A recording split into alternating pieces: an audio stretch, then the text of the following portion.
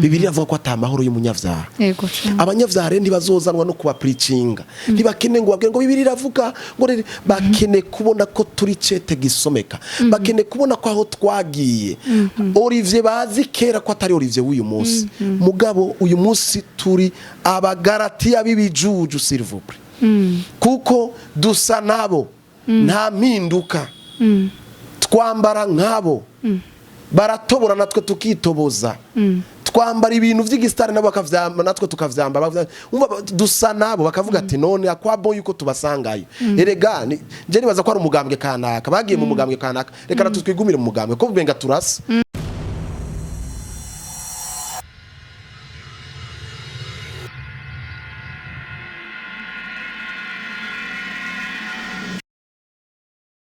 Ndabara mukije nshuti namwe bakunzi ba Empower TV aho muri hose nizera ko meze neza aho utameze neza mbanda ndababwira nti Kristo ni nyishu kuri mwese nkuko mubona rero no munsi twasuye Pastor Olivier IRAKOZE akaba agiye kutuganiriza ku mbaraga zibihe reka rero ndabasabe kugira ngo mukurikirane amahoro y'Imana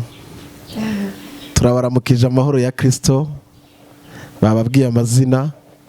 kandi abatari bake baratuzi turabashimiye Empower TV kutugendera mu rugo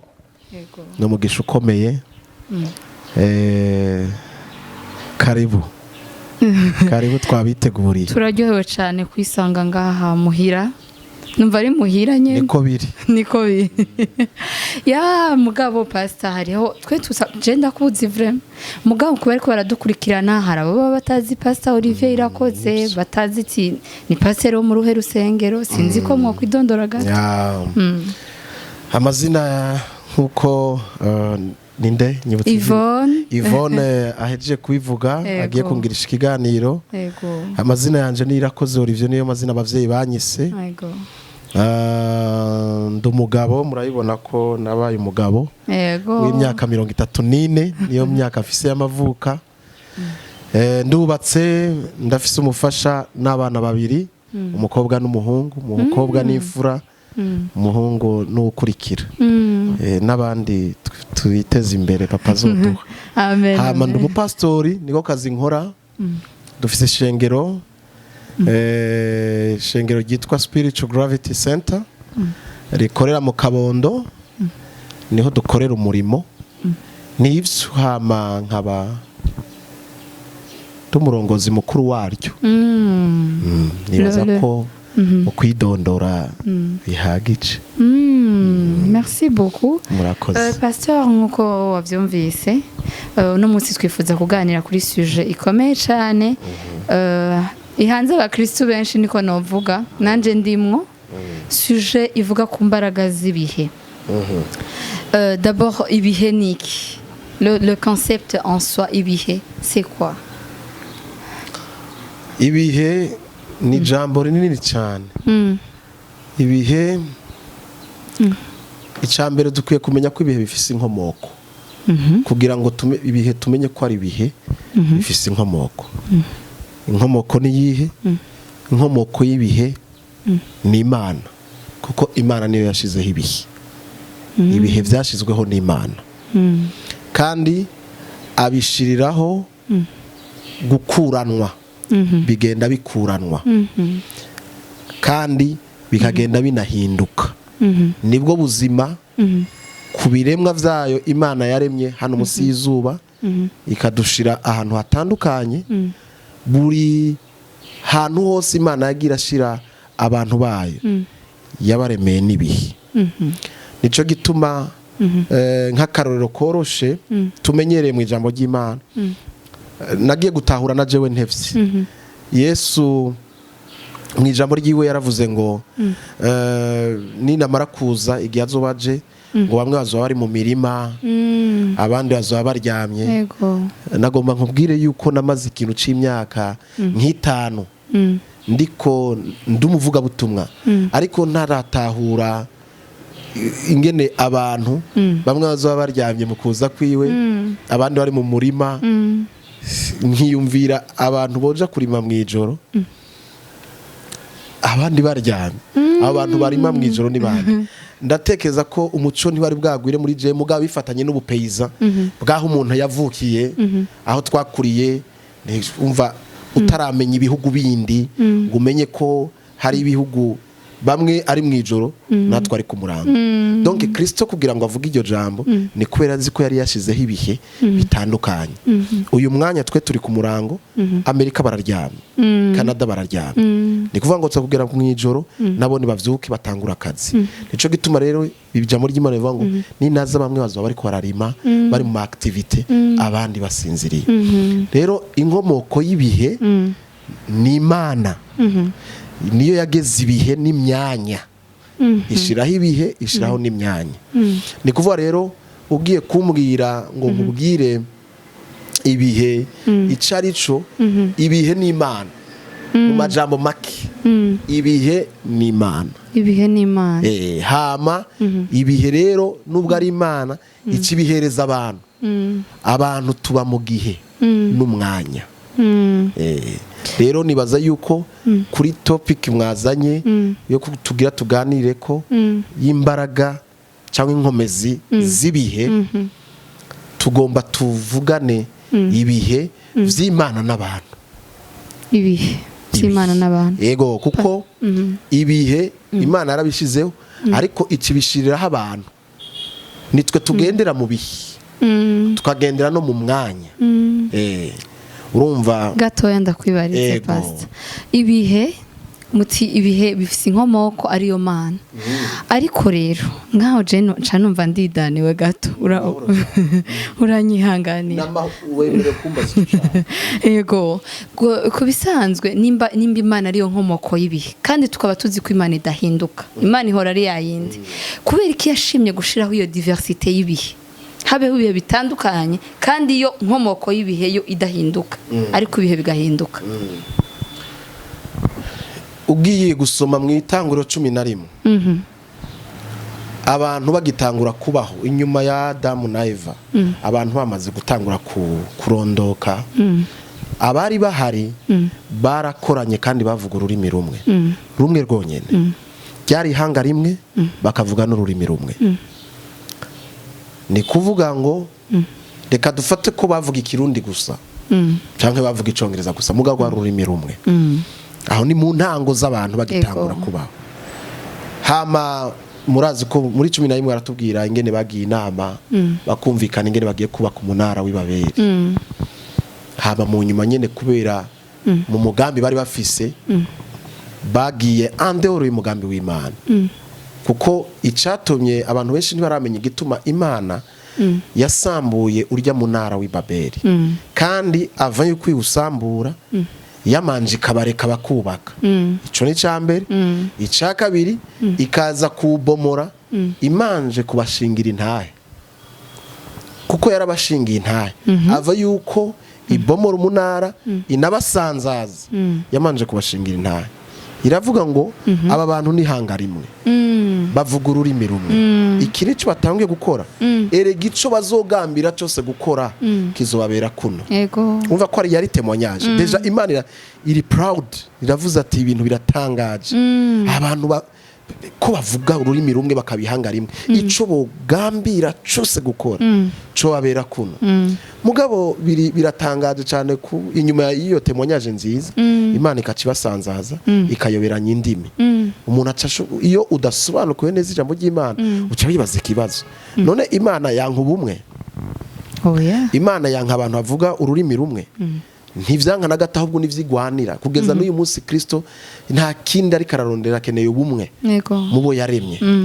akeneye kumva ururimi rumwe ruhuriye ku muremyi ruhuriye ku gikorwa yakoze ku musaraba igorogota ariko ico gihe yarabashingiye naye nziza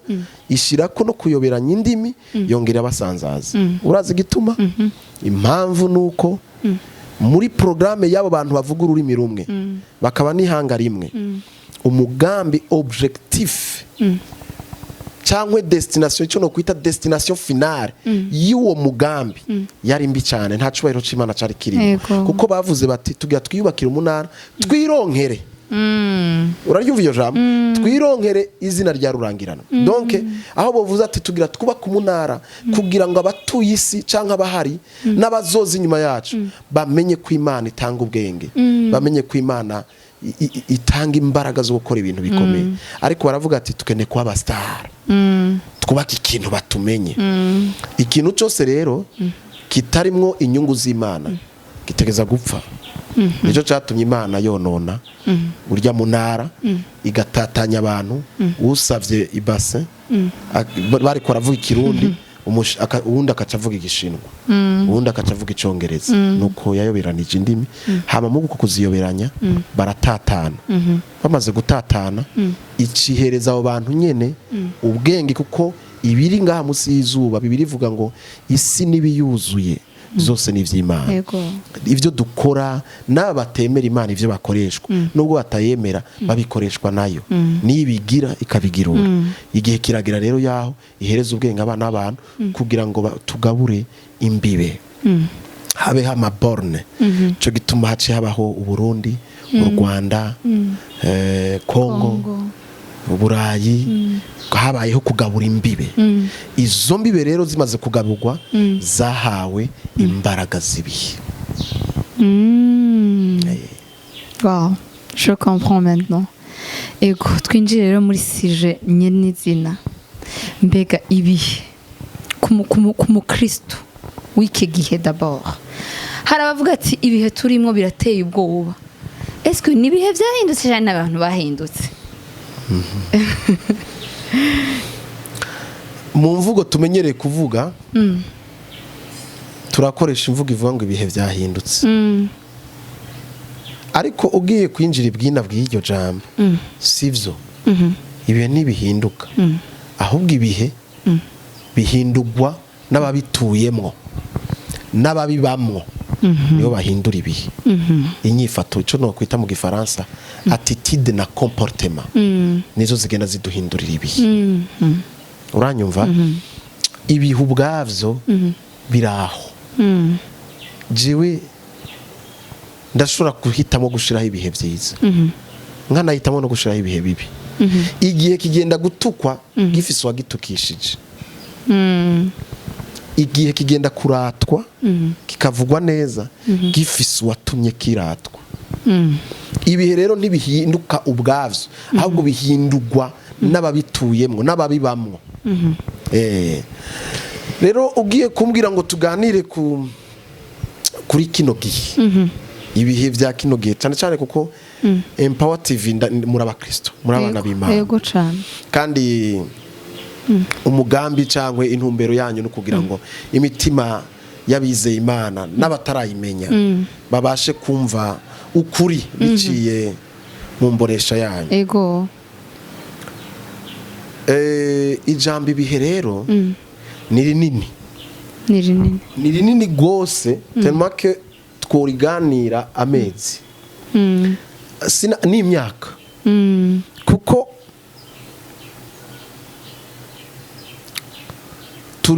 tubayeho mu bihe turi mu bihe kandi ibihe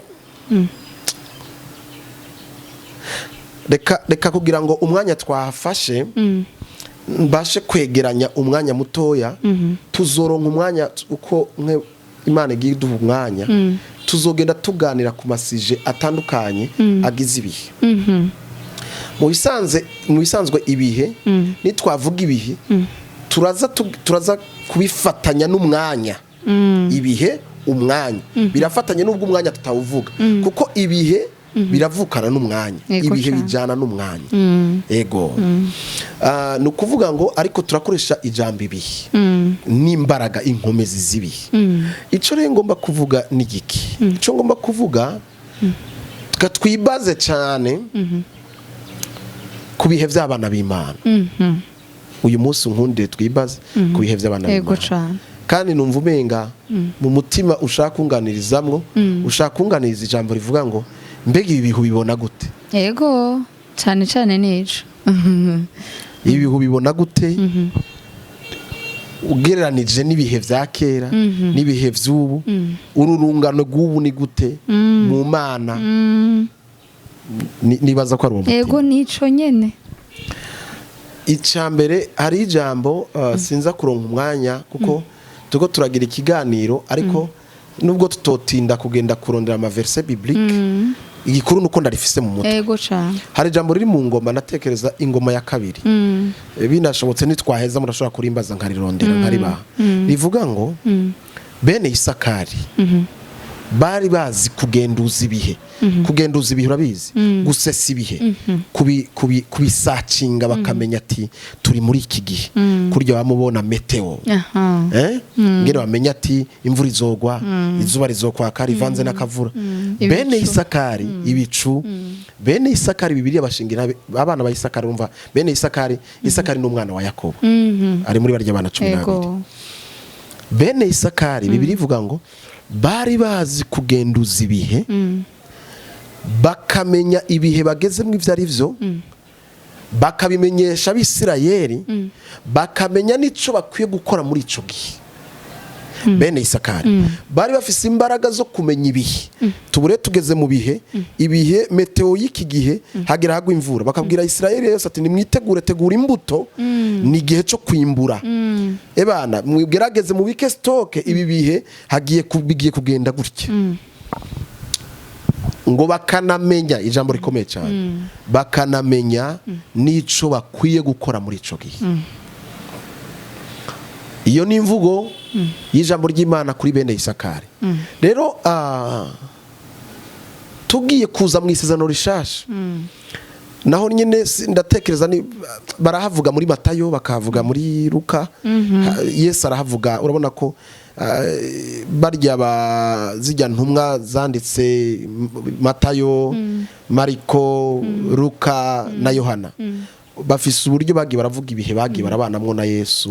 akiri musizuba haraho Yesu yigeze gukankamira abantu abafarisayo azi ko bakoranye nawe bamutega imitego bamubaza ibibazo ariko nawe amemta anabigisha yarigeze kuvuga ngo mwabana nibaza ko yakoresheje n'ijambo ribi cyane avuga ngo ribi cyane ariko ryari ikenewe ati mwabana b'inzoka ati mwebwe iyo muramutse mubonye imvura iguye cyangwa ibicu vyubitse ikirere mukabona ibicu birahindutse ngo muramenya yuko imvura igiye kurwa mwabona ibicu bibaye gutya mukamenya ngo izuba rigiye kwaka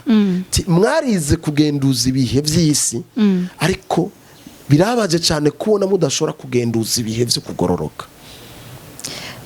Pastor mbabarira ndakubaze gato nta mpamvu y'imbabazi ndi mu maboko yawe numva nkeneye kukumva cyane sinkeneye guciramwo cyane muga iryo jambo Yesu Kristo yakoresheje ngo mwabana b'inzoka yashatse kuvuga ikaho abana b'inzoka yashatse kuvuga ngo mwabana ba Satani inzoka ni Satani mwabana b'umugwanitsi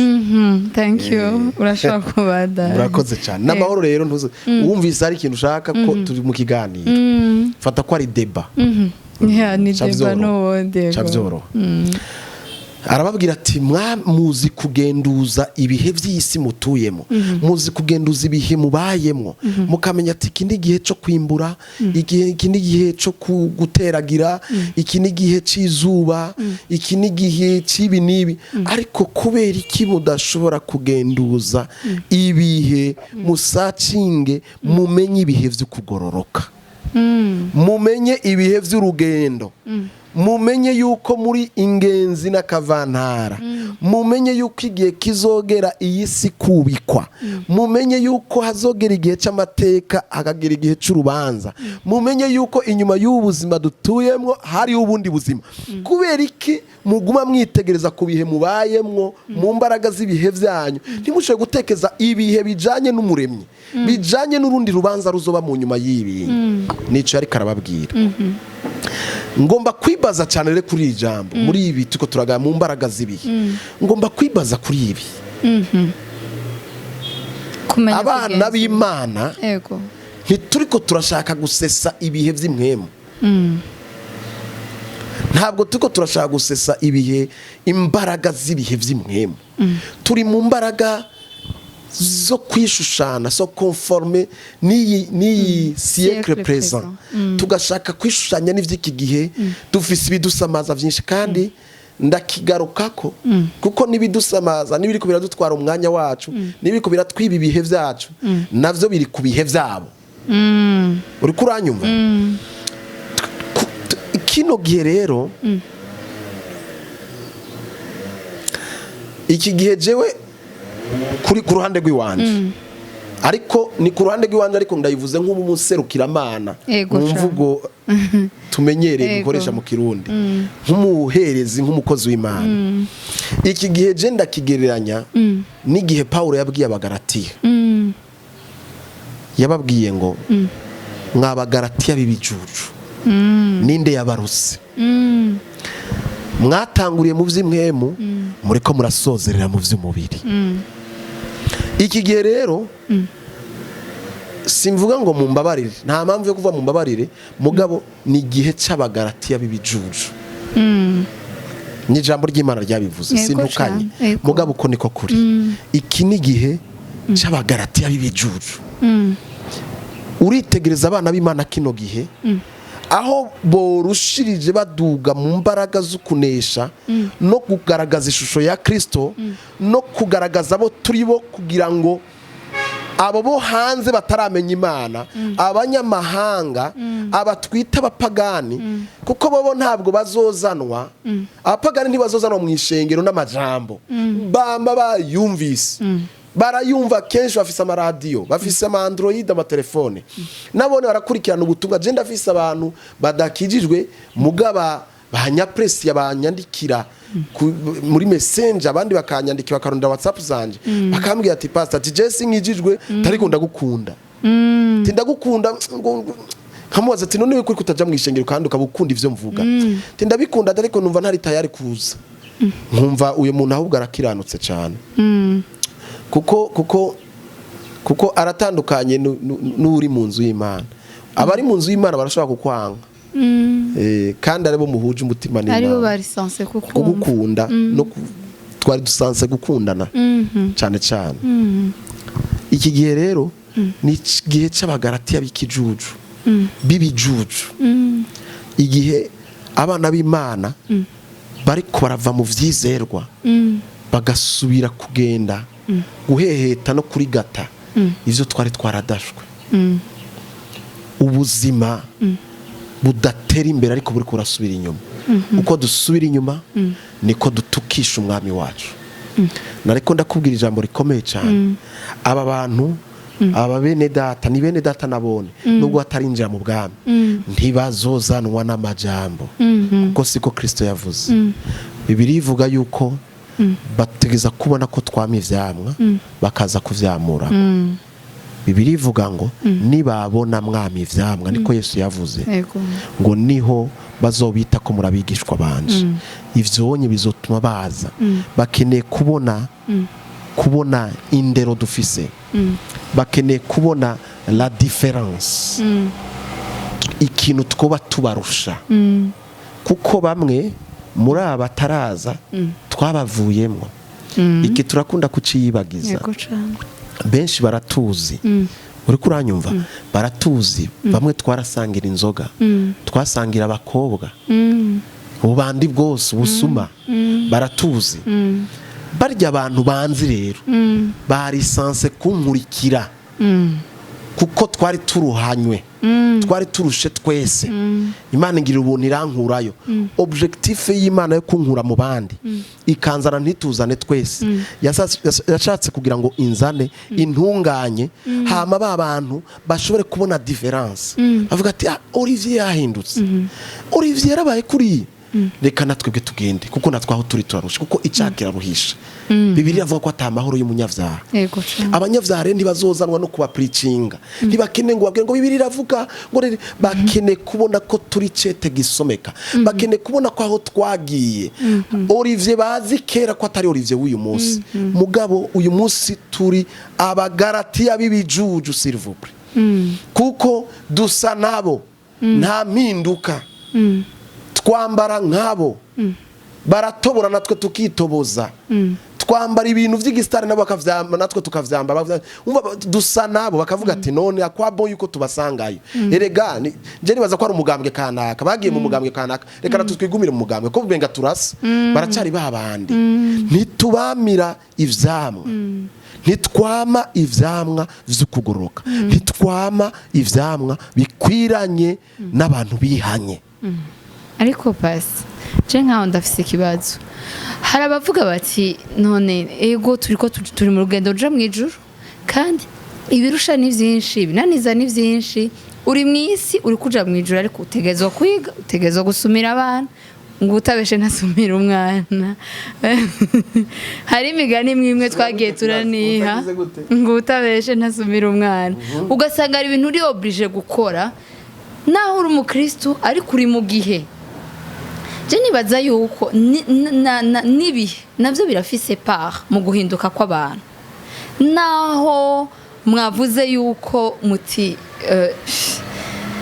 si bihe bihinduka n'abantu bahinduka, ariko ndibwira neza yuko nibihe navyo bishobora kuba biri mu bihindura abantu. Shobora kuba ari ubukene ukaba oblige kureka tes valeurs kugira ngo urabe ko wo kuyajusta mu bihe, wo kwambara agashati ka polo abantu bagakoma amashi, woboneka neza mu bantu. Ni gute ushobora kubaho mu isi usa n'ubutayirimo? Biragoye cyane. Rero je nibaza ko selon moi niko ndavyumva. Kibazo ciza cyane ndakwishura humura. Nibaza yuko naho turi abakristo ntikibuza yuko uja ku mwanya, ntikibuza kuja ku mwanya ngo nawe wimete hajuru mu yandi majambo. Uri umujournaliste mwiza cyane, Imana iguhe umugisha. Thank you. Kuko ubaza wishira mu bandi bose. Ni vyiza kugira ngo abandi bose biyumve ko ari gihe ibintu vy'Imana tubishira mu mwe mu gose, gasanga twabwiye abantu bumva ivy'umwe gusa abandi bavyumva. Vyiza ko umuntu ashobora kubesha kugira ngo hari gihe ibihe bidusaba ubukene ugasaba yuko natwe tugerageza kubwira wescro kugira ngo bikunde. Yego ibihe hari gihe bitwobrije gukora ivyo bintu, ariko ntituri oblige kubikora. Ndakubwira igituma. Isi nibiyuzuye nivyo uhora, ifeza n'inzahabu nivyo uhora.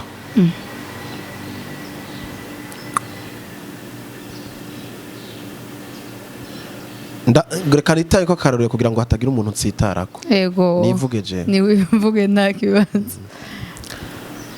Ndakwije imyaka 18 ndi mwivuga butumwa. Bibiri ivuga ngo umugorotsi wanje azobeshwaho no kwizera. Yego.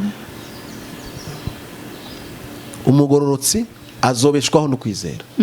Harimo ijambo kubeshwaho. Kubeshwaho pana kubaho. Apana umugorotsi wanje azobaho mu kwizera. Azobeshwaho.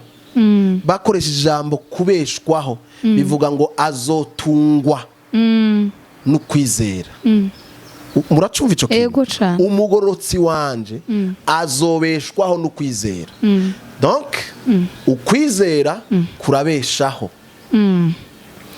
Ntabwo Imana yari kiravuga ngo azobeshwaho mu buzima eternite bumwe turiko turavuga ko kubwo mu ijuru. Umugorotsi wanje size hano musi yizuba ndamusigiye ukwizera kumubesheho. La foi imubesheho, imutungishe, imugaburire, imwambike, imuha imiduga, imuha amazu. Je rero ndumuhamya, ndi ntahe yigendera ishobora kubwira abantu ariko arankurikirana yuko kwizera kubeshaho umugororotsi. Ariko nagomba nsinyarika ikintu kugira ndagitange ku muco.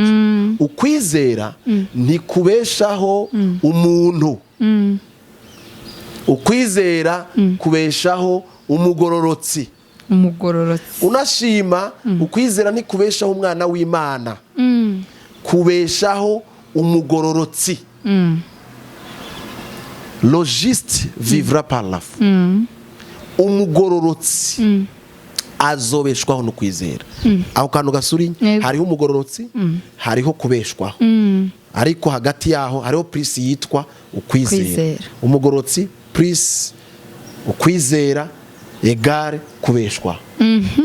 Wavyumvise? Umugorotsi plus ukwizera egare kubeshwa, kubaho, kuroranirwa.